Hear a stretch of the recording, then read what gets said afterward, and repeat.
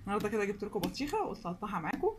عارفين طبعا ان الجو حر اليومين دول، والبطيخ السنه دي رخيص وجميل وزي العسل ان شاء الله. يلا نبدا. في ناس طبعا بتتلخم في تقطيع البطيخ، ان شاء الله نقطعها معاكم تبقى سهله خالص ان شاء الله، ما تاخدش دقيقتين معانا. ماشي، نديها كده.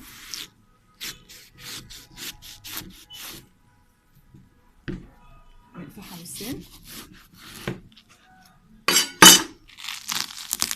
بسم الله ما شاء الله عليها، بطيخه زي العسل. ناخد اول نص.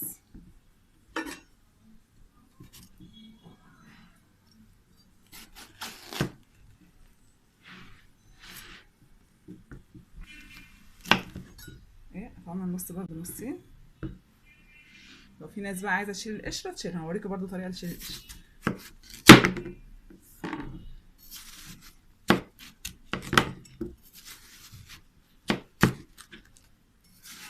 القشره بتاعته تخينه شويه.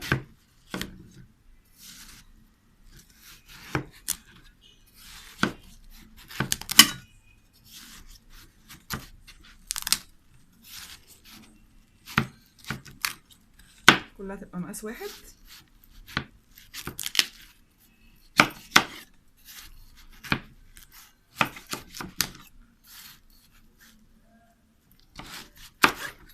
ماشي، ادي اهو بصوا في دقيقة.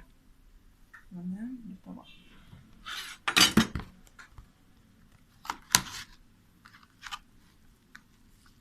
طبعا البطيخة دي غسلاها من بره، لازم تتغسل البطيخة.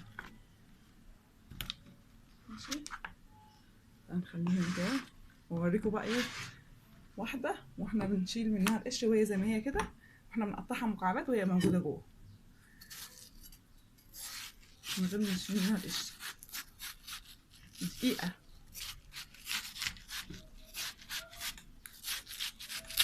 ماشي،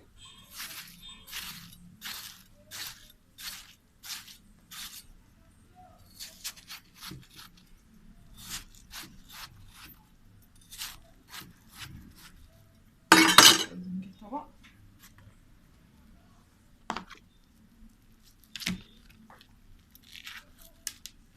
ننزل بيها كده.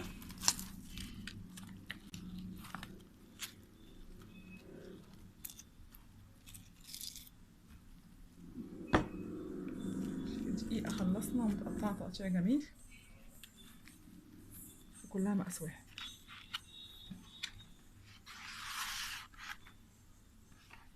ادي كده بطيخة، ده نص بطيخ، واحدة قطعناها كده ترانشات والتانية قطعناها وهي جواها. اتمنى الفيديو عجبكم وتكونوا استفدتوا منه. يلا سلام.